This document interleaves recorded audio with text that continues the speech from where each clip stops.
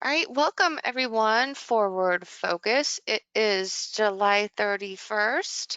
We're going to take a look at what is going on in the overall market here. I'm going to do kind of a top-down approach. We're going to start by looking at our Nasdaq. So I'm going to swing on over here to our weekly time frame. And what we've been seeing on this weekly chart here of the Nasdaq is that I'm going to actually kind of scrunch it up a little bit because we can see it a little bit better that way. We had this main swing up in April, and then things have kind of shifted since then. So here we had the potential for this to try to do a measured move, basically like a tilted 2T sort of pattern. But what you can see is happening is that as that got to that halfway point, when you're comparing impulse waves is a really key zone. If it can't make it through there, it becomes really a lot more difficult for that trend to continue. So what we're seeing is that it's struggling at that halfway point. I'm going to drop down to the daily so you can see that in a little bit more detail. So here's what we're looking at on this daily. And basically what I was looking at was this zone of congestion here, this zone of congestion here, both about the same amount. The difference in between here was shorter. So if that had managed to break this level here, we would have been looking at a probable target level up here. But instead it stopped about halfway. So when we're looking at our corrections now here and here and here, there's not a really clear, concise outlook for this as far as that trend development goes. So what I'm looking at now is, are we going to start to see this begin to shift momentum up here? We haven't yet. There's a little bit of a change within these corrections where the downside momentum is stronger than the upside. So what that leads me to think is that we do still have the potential that this could turn into something like a shallow avalanche that can give way, kind of along the lines of what we're seeing intraday. Let me put this smaller.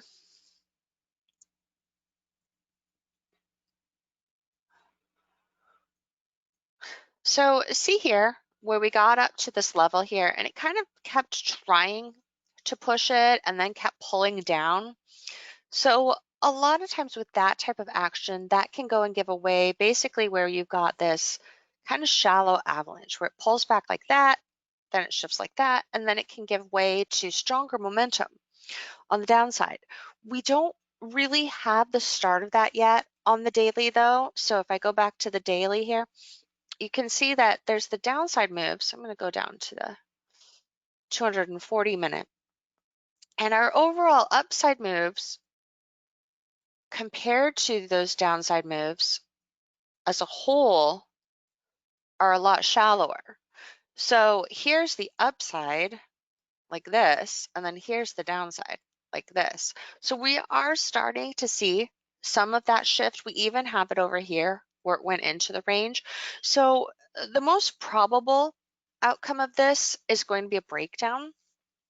We obviously aren't having anything that's giving us any confirmation of that yet, but the overall picture is more of a head and shoulders type of scenario that we're seeing developing here. So I want to be really cautious on the upside at this point. I have seen cases where this will flip and still manage to break higher, but usually what that means is something is going to have to change that momentum in that range. And the fact that this kind of rounds off here at the start of this congestion is really more difficult for the bulls. It's harder for them to manage to get a confirmation for a strong breakout. So let's go look at the other indices and see how they're comparing. So here's our ES.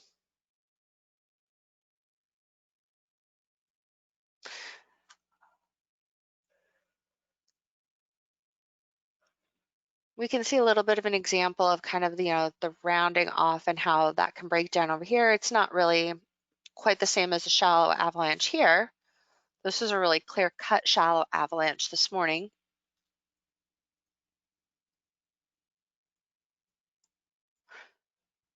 I'm gonna go to that larger daily here. So we're still dealing with this resistance zone over here. So really strong daily resistance. You can see the struggle with that here on the daily chart. And we're seeing the shifting. So it's also leaning more towards the bearish side.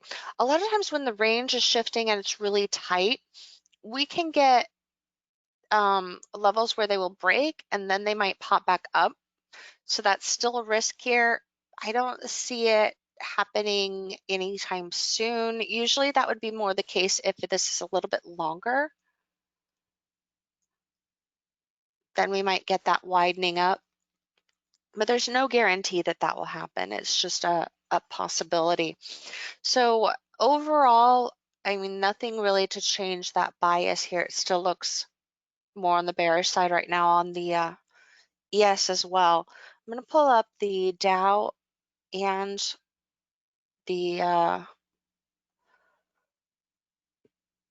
Russell too.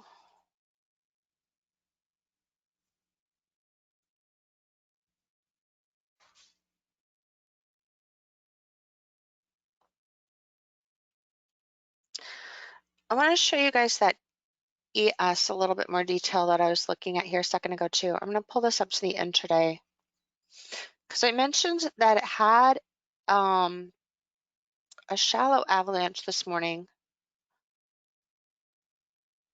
And I want you guys to see this because this is what shallow avalanches look like very, very consistently.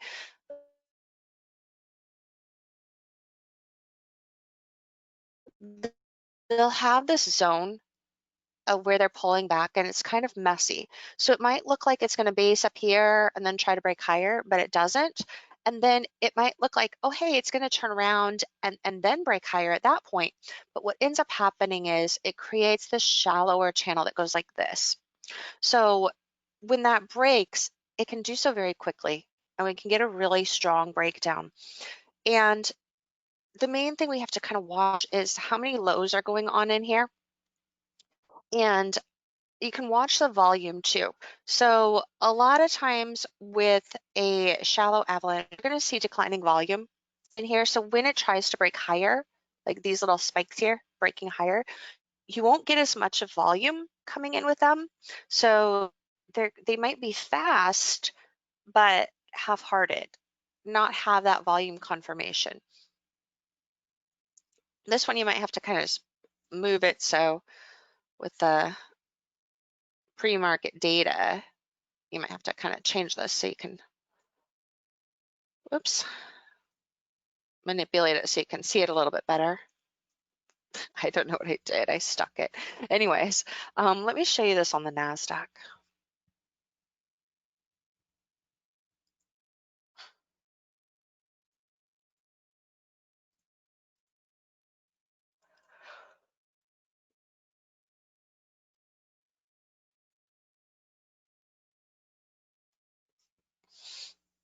So on the Nasdaq here, what we had overnight was the 2T up here with the shifting. And so since this is kind of rounding as it's going into this congestion, it's harder for this to give a solid breakout like you would see with the normal Phoenix. A normal Phoenix, you would have your two-wave pullback, and then this would break higher more easily. So we're not seeing that happening up here because it's rounding off more as it's going into the base. And that's a main key thing that can have a detrimental effect on whether something manages to give you a real breakout or not. If it rounds into the base, the odds of the breakout being a strong one tend to lessen and the risk of it turning into something like a shallow avalanche increases. So that's what happened in the overall market here. We didn't see a shallow avalanche in the Nasdaq per se, but we did see that happening on the S&P 500.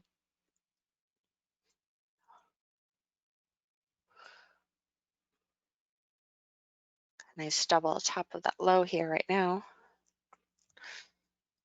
So here's our Russell. Here's our weekly. So we're still just hanging out at that 76.4% resistance we've been watching for the last couple months here. Again, just congesting, but it's kind of rounding here.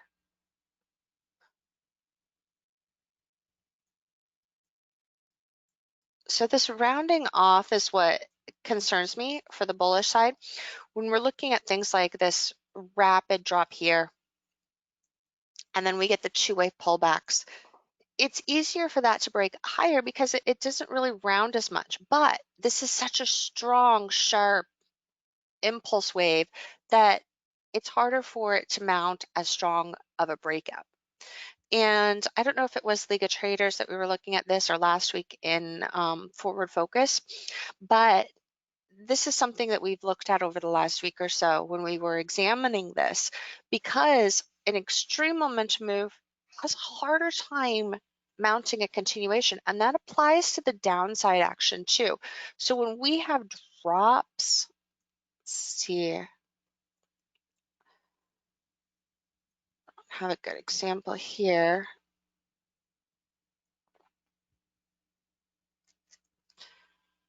And kind of here. So when you have like a really extreme drop and then it goes into a range like this basin here, when it tries to continue, it's easier for it to do more gradual move than it is to do a full-on rapid continuation, unless it goes right away with more of like a 1, 2, 3 pattern.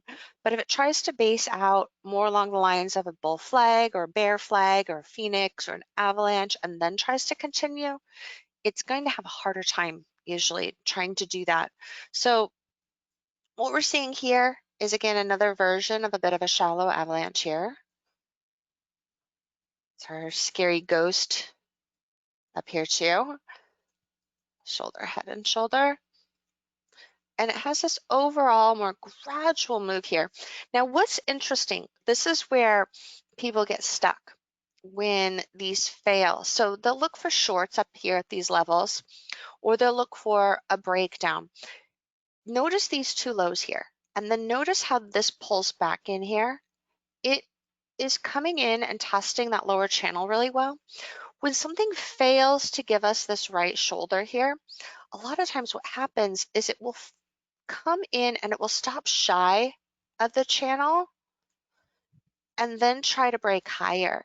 So a lot of times a trader might be short on the head and shoulders and they'll get stopped out because it changes the channel. So basically, this channel over here, you'll have your two lows, it'll come up and you're wanting it to come down and it will hold up there. It won't make it quite to this zone. And it especially won't do it with like a measured distance between those lows. And so that for me is a key that I might be short something, but then I might need to go and flip it and turn it around, cover that short. So if it doesn't go here at that level, that's a really key zone that something's just not quite right. And I know that's trapped a couple of people here the last week or so. I've seen a couple of examples of you guys getting stuck in things like that. One example is actually here where it pulls up, it has a two-wave move up here into the resistance, and it comes back down. And see where that low is there? When we look at this, it just doesn't make it to the channel right away before it tries to bounce. That's an indication that that can go and put another bounce up there. So that here is a clue that we could have a problem with that turning around just fast. So another thing is, of course, that this bounced more than 50%. So it makes this zone over here a stronger support zone. But it's really common for me to see traders get trapped on a short here, and they'll keep holding on because they'll see, oh, it's still pulling down a little bit, but the channel shifted here and it ends up doing that bounce as a result. So you want to be really careful with your wave count. If you've got two waves up, two waves back down, it's easier for that to shift and pop back up again. And even if it just comes down in here and can't make it to the lower channel and holds up here, I'm usually getting out of a lot of the position, even if I'm short on that, because even if this ends up going and pulling back down here, I know my odds of success for a really strong break are going to be as great. So a lot of times I'll do advanced trade management in here and get out of a lot of that short position. So that's something to watch here. Now, if I'm adding into something where I'm short on the head already and I'm just adding into a position, then that might not bother me as much because my stop is going to be all the way up here on the rest of the trade. So I might not be as concerned about that. Let me see if I've got some other examples for you guys. Again, this is something I've seen a lot of lately where you guys are getting trapped. Here's another example. See how this kind of rounds off here? Again, as we go into that range, it has that harder time. It's not a huge rounding. Still manages to break up, but it just can't do a strong break. That's what we were looking at earlier on this. Let's see here.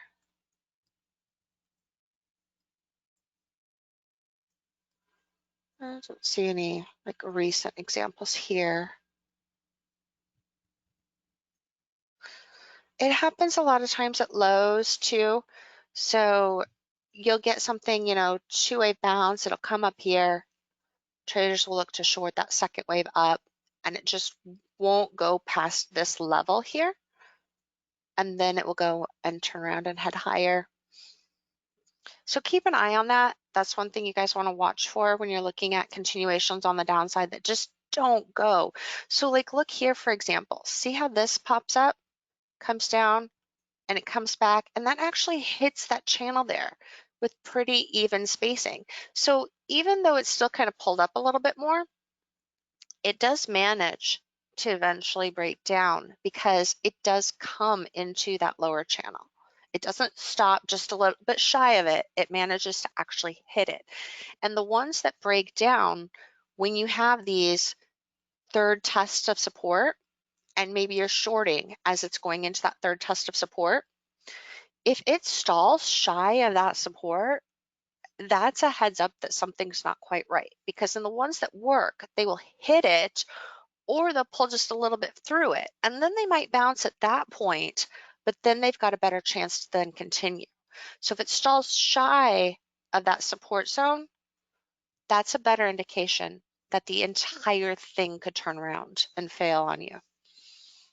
So just a little bit of a tip in here for you guys to watch. And, you know, and it comes to this larger time frame here, the daily chart. I'm just kind of taking this day by day right now because we don't have a bigger pattern on this larger time frame. I'm going to pull up the Dow now too.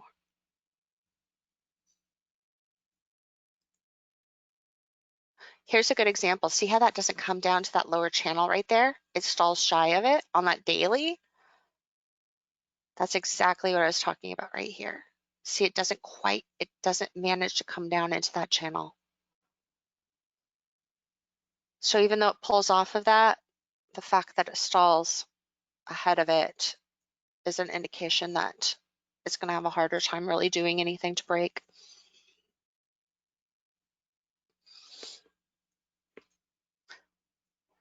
Dow here also just looking more weak, but you know, a lot of what we're seeing is that this could just go into range for a while. I mean, this came up more than 50%, so it's pulling back in here.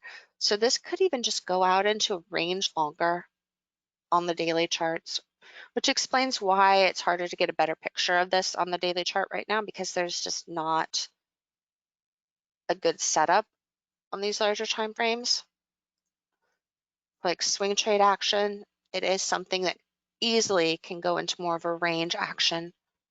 Even this can go out in here. You can even pull down here and shift.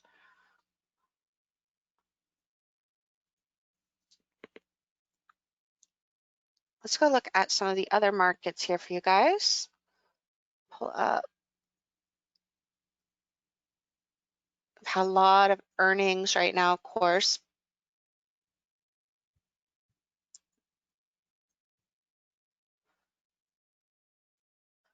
Netflix, good example of the extreme move, and then it just doesn't do much on the continuation. This is looking pretty range bound in here too. We've got a little bit of an inverse head and shoulders, but I really don't think that shoulder is going to go too much. Could get like a two-way move up here, and then we'll have to watch how does that pull back there. Does it fall shy of that lower channel, in which case it would have a better chance of trying to bounce back up. If it comes into it, easier for it to try to pull back down further.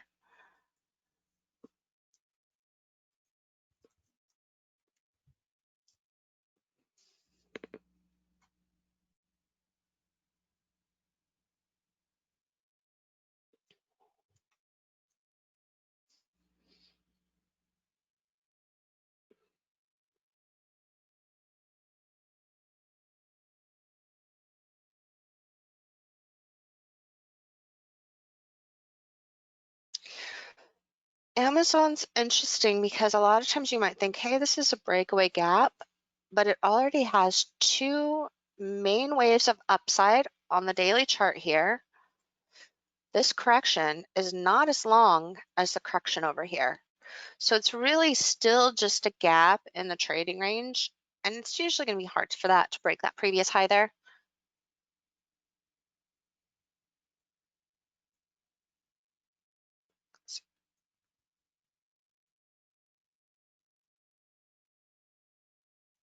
Intraday, it's holding pretty well with what we typically expect with gap action.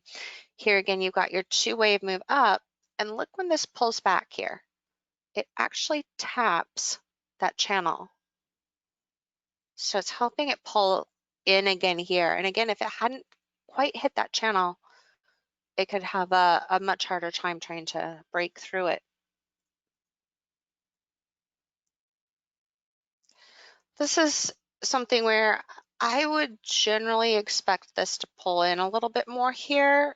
Our overall momentum is like this now on the upside, and it's trying to pick up more on the downside. Don't really see anything for like new intraday patterns. My chart here on this Amazon's a little bit delayed right now. It's 10 minutes late on this computer. So I don't trade stocks in Ninja Trader over here. So I don't trade stocks in Ninja Trader, period, but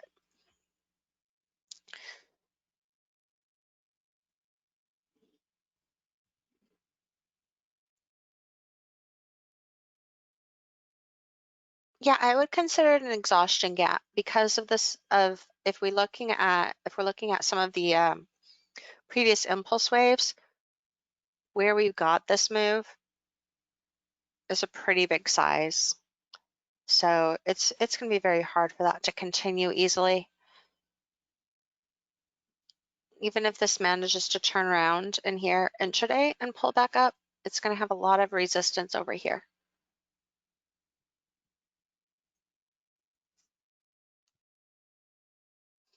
Wouldn't really be doing anything with Amazon right now. PIN, this is, you're looking at this on the 60-minute time frame. This is a good breakaway gap, except that the gap size was so large. So you've got your three highs over here. So it's almost a momentum reversal plus on the 60-minute chart. Let's look at the daily. Yeah, the daily's right over here into resistance.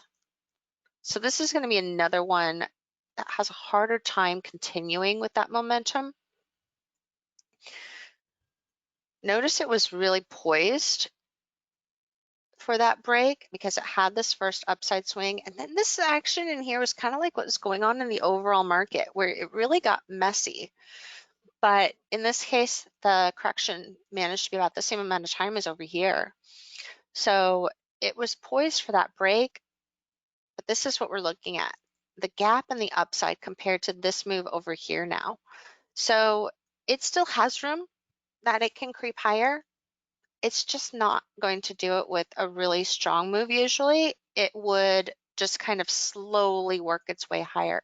But I do think it has more room on it for the upside, even though the gap is so extreme, just because of, whoops, I put an arrow on there, but just because of the way that daily is playing out here. So let me put the extensions on here. Oops, wrong button.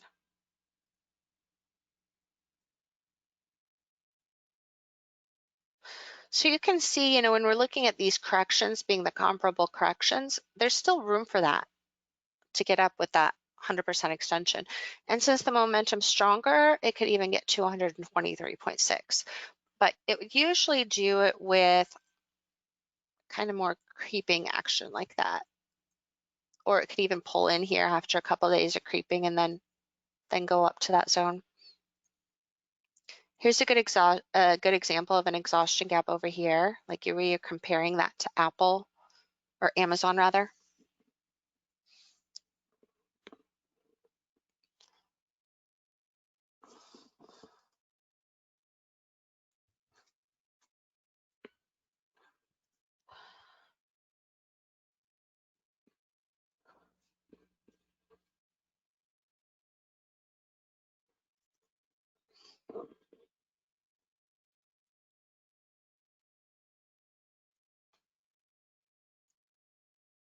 Apple's a pretty big gap itself too. It's really close to a lot of these other impulse moves, you guys. So when that happens, again, it's harder to keep that momentum up.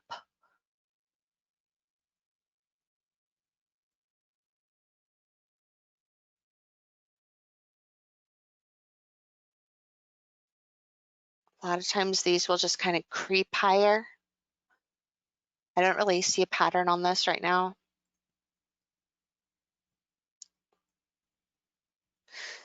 In a typical market, this isn't a zone that I would typically take any trades because we've got the Phoenix down here and then you've got that extreme move. I'd be concerned of things happening like megaphones and stuff like that.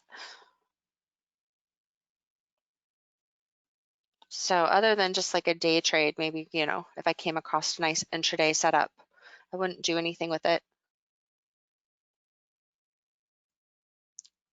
Day trade setups could be things like Phoenixes, things like that would be of interest. This might even too, just depending on how that formed on a time frame chart. Because when we're looking at our gaps, what we're usually looking at is like 3 waves and then a shift. But we don't have our full gap scenario on this one. And those of you that are new, you're not familiar with what we're talking about right now, but I do gap classes for stock traders too. This isn't typically something that would catch my eye.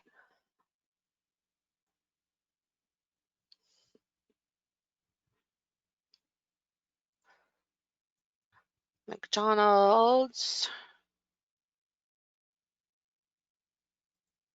That daily is exhausted, or that weekly here. See again, this is a pretty average impulse wave here on the upside there.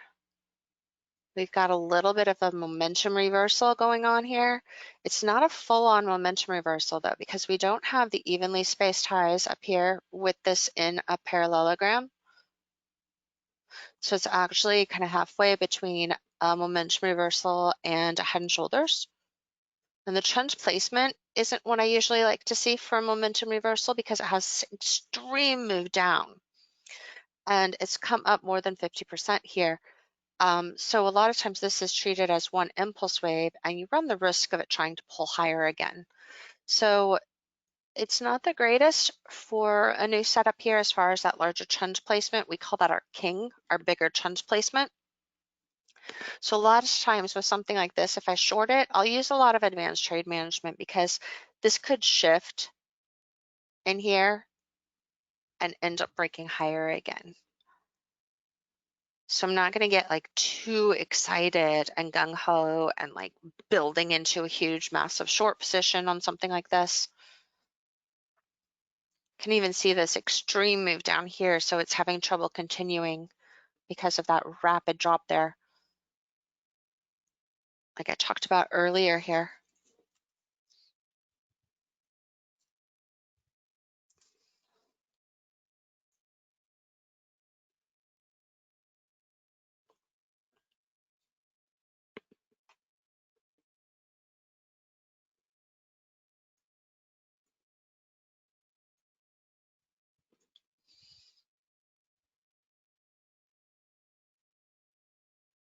SDC, we can have that same kind of situation where it kind of rolled over going into this trading range. That makes it harder to get a good upside breakout. And you've got some of these stronger moves down in here. So unless something happens to shift that momentum, like for example, a two-wave pullback like that, it's harder for that to go and do any sort of continuation. So the easiest path for SDC right now is actually on the downside. You can even see some shifting here too. We need to do a week on breakouts here soon, don't we, guys? Trading breakouts, both as continuations as our Phoenixes and Avalanches. Get newer folks in here up to speed on those. What I consider to be on that, oops, where'd it go? Close to it. I mean, if it did something like on here, you know, and pulled into there, that might be worth it for a little bit of a bounce, but this is an extreme momentum move. So what would typically happen even with that is that your overall channel is probably going to be slower.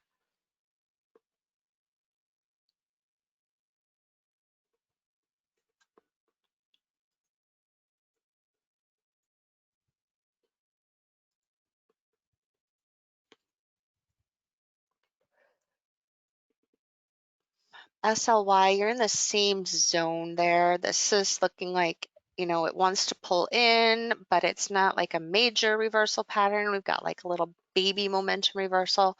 So this just looks like it wants to go into a trading range.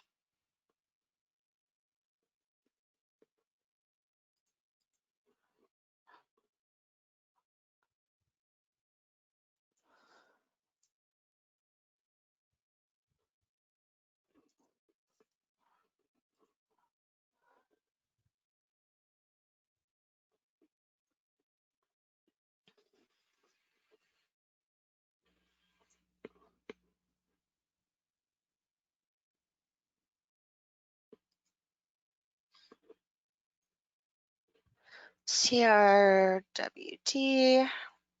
we are at the widening up zone on CRWD. You've got your two main legs up here, square kneecap zone, and this is just not much yet. So this could easily go around back and forth a ton up here on the weekly time frame, where we could get a lot of back and forth action for quite a while. I mean, it could go for months like that.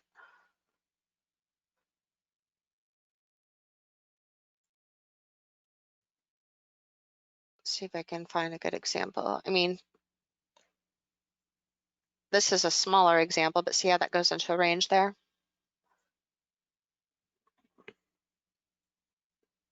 You get these ranges up here when you have these really strong moves. So like the drop down here where it goes into this range. So just kind of take that and apply it to the fact that it's on a daily time frame versus on an intraday time frame. An intraday time frame, it could take hours, but on a daily time frame, this could take months for that range to try to break. So you're basically going to be stuck playing the bounces back and forth in there on the daily time frame. So there's a 2B there, for example. So you have this like really tight small 2B, and then it goes to a better 2B here. So like little patterns like that you could trade. They could give you, you know, some swing trades. But you gotta watch out for action like this, where it's really messy.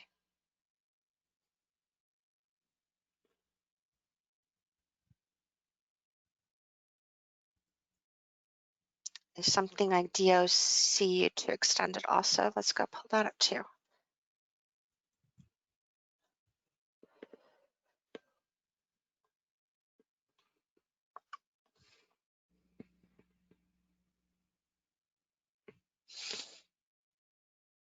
Yeah, I mean, you're also in that same zone where this could just bounce around up here. I mean, look at how extreme that is on that daily chart. And then look at the weekly. So these can go and develop into reversal patterns where you'll go and see them end up topping and then slowly, coming back down. A lot of times what happens though is that when that does that, it'll kind of chop around. It'll do like an avalanche and then come back down. So kind of like what we saw happening overnight with the overall market. So it won't be like a really rapid turnaround usually. It'll kind of shift and turn over. But that's a risk that we've got on here, kind of doing like a 2T. Let me show you this actually compared to the Nasdaq. And I saw this last night on the Nasdaq and I didn't end up taking it. But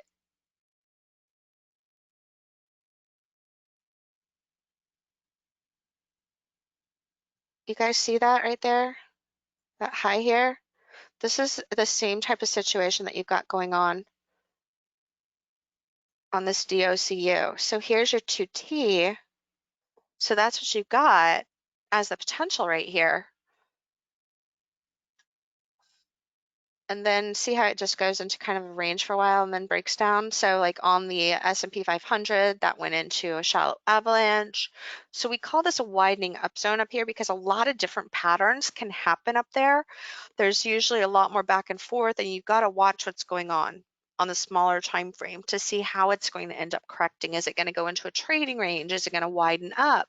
So when you have a 1, 2, 3 like this, a lot of things can happen up here. You can have like a ballet slipper and then it goes like that and turns around.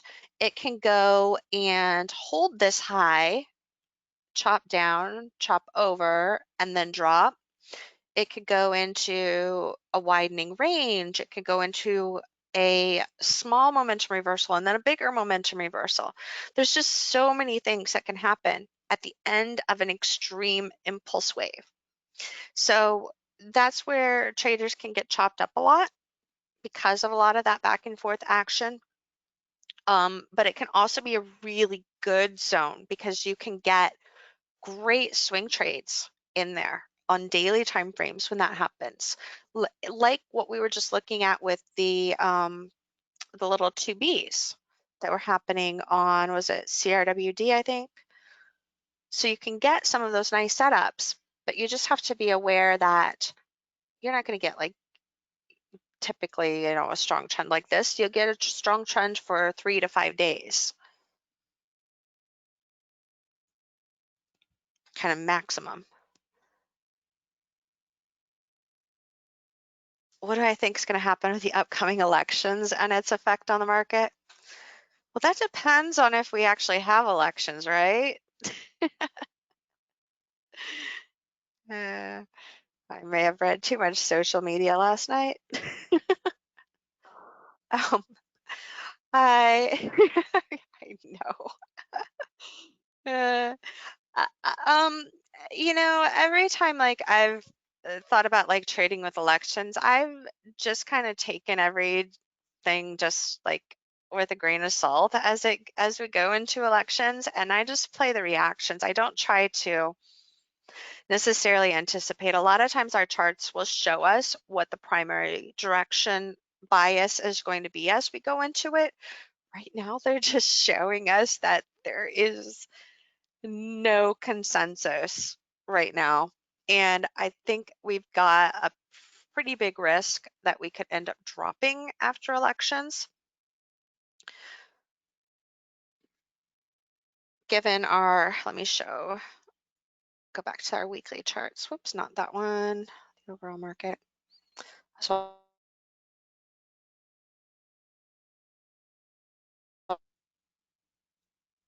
kind of see we've got a little bit of a bounce here. There's a little baby hybrid 2B down there. Just kind of watching it with you guys. See it right there? That's actually a buy setup right here. Tiny time frame. Anyways, I digress. Let's go back.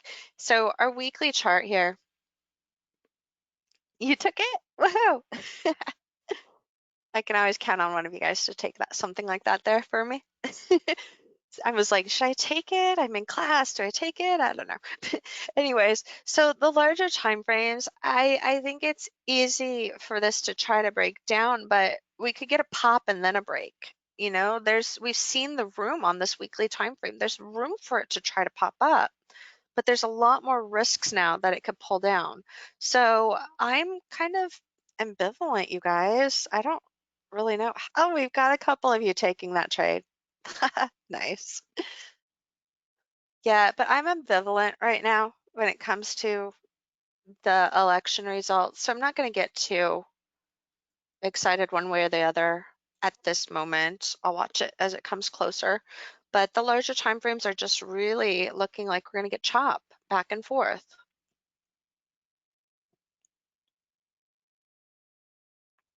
I should have taken it with you. Darn.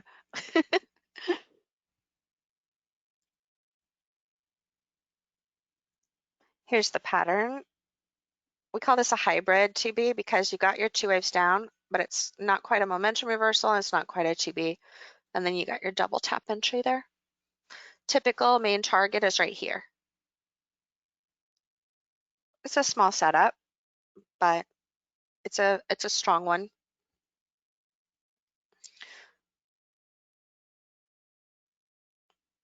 I know it's a nice, easy in and out.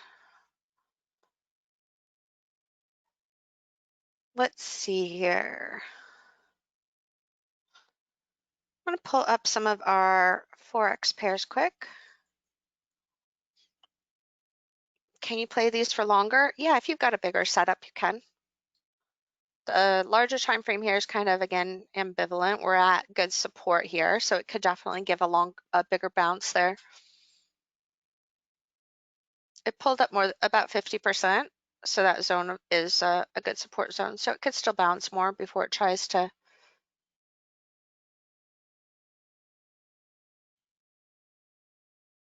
But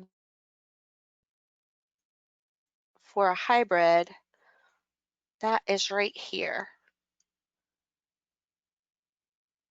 And your stop is down under here. So you've got really good return compared to risk on that, on something like that. And that pattern will set up on daily time frames too, you guys. It's not just a scalp setup. Let's put in some of these EUR, USD. Go look at some of these Forex pairs for you.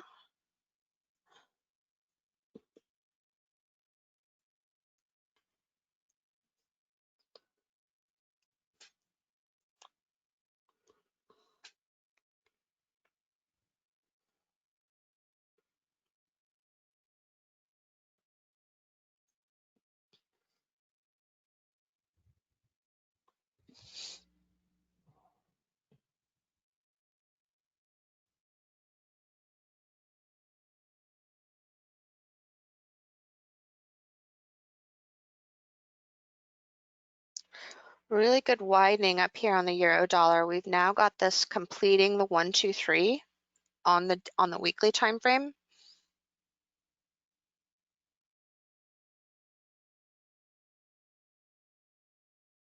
So you're going to probably start to see more of this type of choppiness like we saw back in June again. So it's a good spot. You'll get intraday short setups. This is kind of a hybrid 2T in here.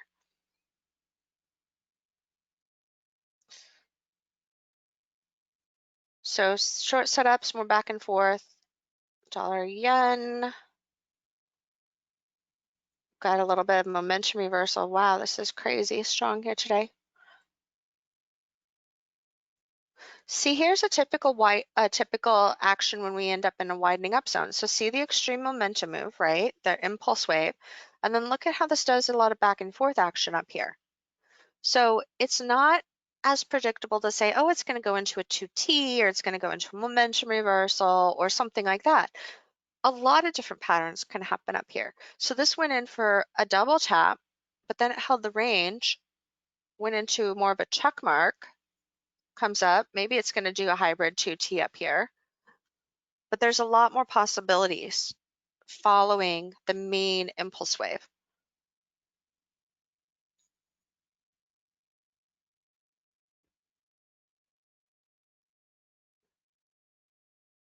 So here's one where you have a big impulse wave on a 50 tick, and see how this one just starts off by a slower correction here, pulls back about a third, and then just goes into a little continuation, and we end up with a 1, 2, 3 here on the way back down again. And then you're back to the widening up zone here because it treats that like a 2-wave down. And in this case, it's going into a megaphone. So again, different type of action down here. So just be aware when you are at the limits of impulse waves, where, for example, if you look at this and you go back in the past, you want to look for similar impulse wave sizes, different things can happen once those impulse waves hit those extreme levels. So for example, over here, it did it, and then it still managed to creep on down. It just kept creeping with a much slower momentum. So here, we've got that big move up. We're right at resistance right here. So it's a good resistance level intraday. It can still go and develop something to offer a continuation pattern on the upside here. The daily, it's kind of ambivalent. It can pull up here, but it can even pull up into this range and then pull back down again. I think it's going to hold based upon what we're seeing so far, but I've seen these come up, especially if this was more of a V bottom, come up back into this range and then break back down again. So the fact it kind of shifted here and is popping up with some stronger momentum, it's easier for that to hold and pull up more into that range before we get as strong of a reaction usually.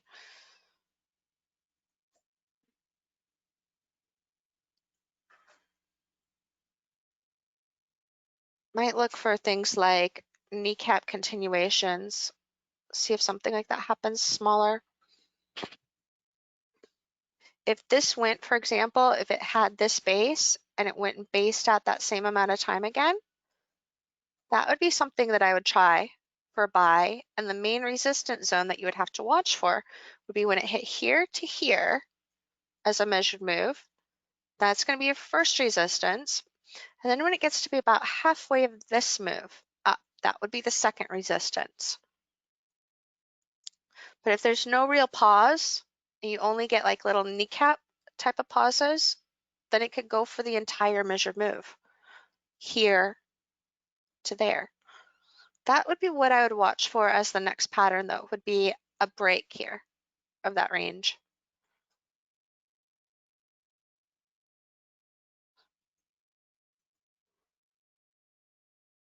By the way, that was a nice little 2T on the Nasdaq there too, once it was hitting that resistance. Do you guys see that right here? 2T.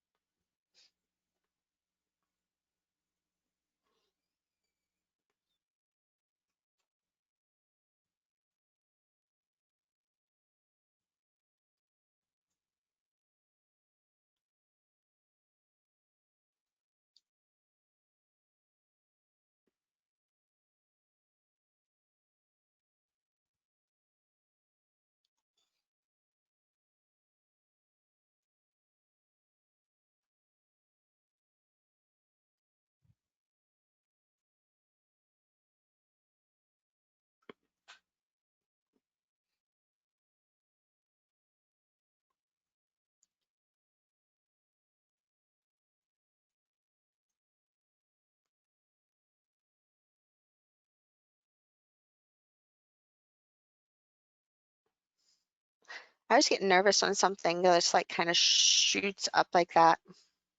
Kind of wonder if it's going to be just like a blowout. So here's an example where we shoot up. See how it comes up there, and then it retraces like this. So this is something that we could also see as a possibility. This looks like it could go into a check mark.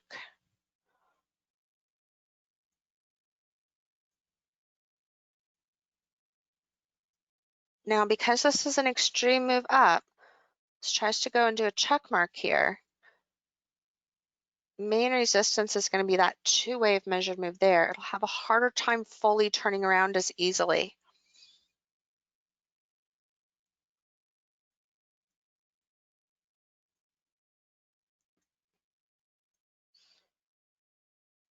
So I'd be watching this to do range and break, but then struggle with that breakout.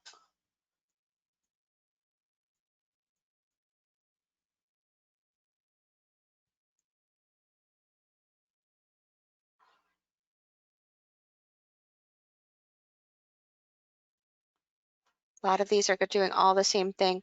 You see, the thing that we're running into here is that with these shifting down here, if we look at bigger time frames, this is like nothing. It's like a slipper. So when this happens, the risk is that is it going to pop, pull back, and then pop back up? We've been talking about this in League of Traders a lot over the last couple of weeks. When it comes down and you get that range and it's really tight, a lot of overlap, it looks like a momentum reversal. A lot of times it'll pop up, but then it will come back down and then pop again. And sometimes that goes into a bigger momentum reversal, and sometimes it just totally holds. It just depends, again, how tight this whole thing is. If it's really tight and smashed together, it's easier for it to want to widen up even more before you get a bigger reversal or something. So like if this comes down, let's say you got like this, it pops, it comes back down, that is more likely to go into a bigger range like that. But if it comes back like this and it pops like that, that might hold more easily and turn around a lot more easily.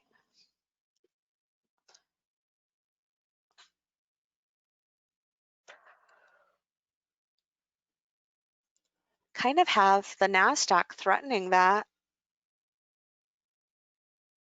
right now.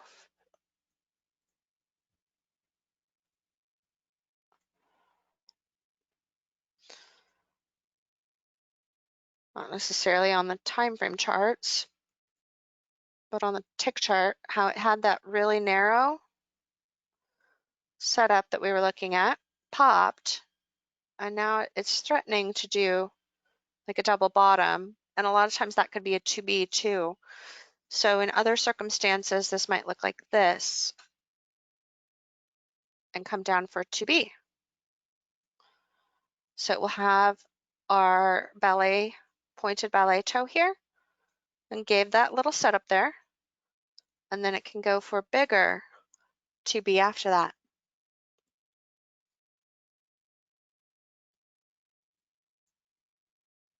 So that's what we're looking at right now on the Nasdaq as a potential.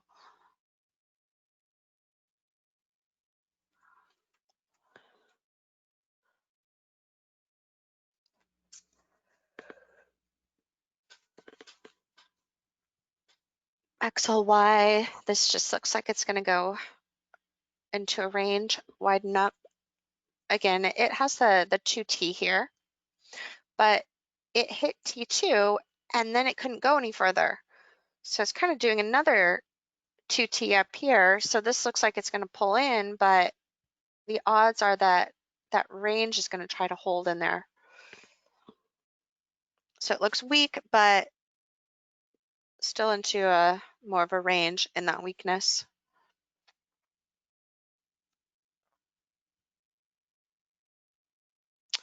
Question yesterday, you said that if the pointed B toe, ballet toe happens, wait for a second move down. Could that happen in an NQ chart I just showed us?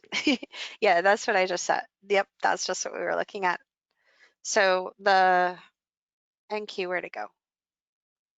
It's hiding. Oh, see, it's trying. So see here, so you're pointed, because the momentum didn't really shift much compared to the leg. So here's your leg with your kneecap. And so it wasn't a full momentum reversal because we didn't have, the measured V's and inverse V's, but it's very well pointed. So it was the hybrid 2B popped. So that can go and do like that. So you can see since we first started talking about it, it's been trying to pull that second move down. I don't know if it's going to manage a lower low here. It's kind of almost trying to do a double bottom. Because see, it's already hit the measured move. That's why it's struggling there with trying to do a trap. Ideally, I would like them to trap because that flushes out people over here. So it helps turn things around easier. So if it came down like that and did a slightly lower low, That's a stronger pattern than just a double bottom because it flushes people out under that previous low.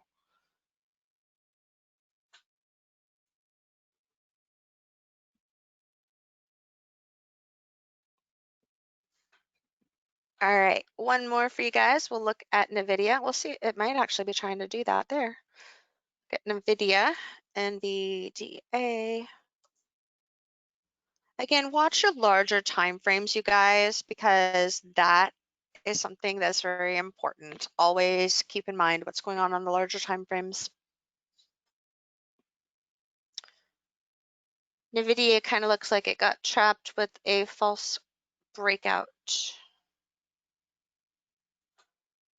So the problem I see with Nvidia is it already has 2 waves of correction. So it already has 3 waves of upside. So trying to do more upside here, it's struggling with that. There's that extra little flush on Nasdaq. So Nvidia, I think, is going to try to struggle on the daily time frame here. That's what we're seeing. A lot of things look like they're going to struggle. There's not a real reversal pattern up here yet, but the trends are exhausted to the point that they look like they're going to have a harder time.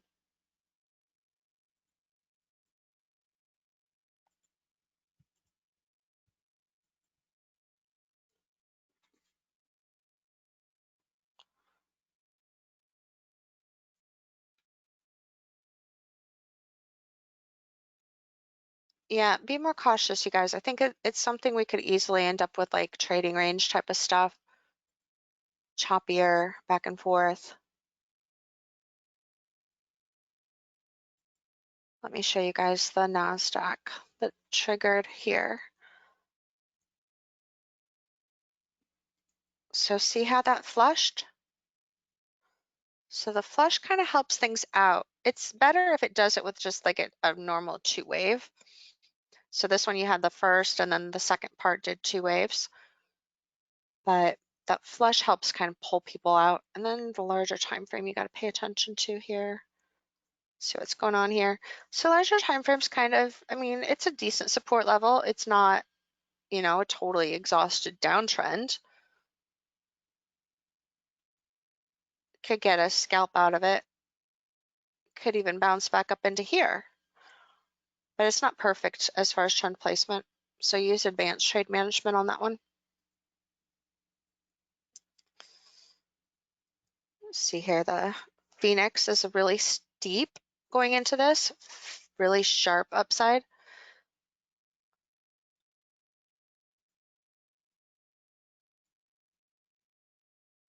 Kind of iffy, not sure. These, what I'll try to do, like when I trade something like this, try to get in, take partials, add back in, take partials, add back in. That way, if it ends up failing, then I don't end up with a full stop. I might not end up with full contracts when it goes, but I don't have the risk of a full stop if it fails.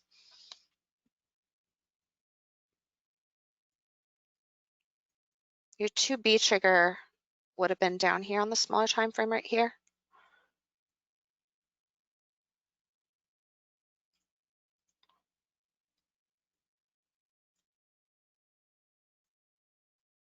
Then those are resistance zones to watch. All right, you guys. We're gonna wrap this up here today, and I will see you all back here tomorrow. So you guys have a wonderful rest of your day.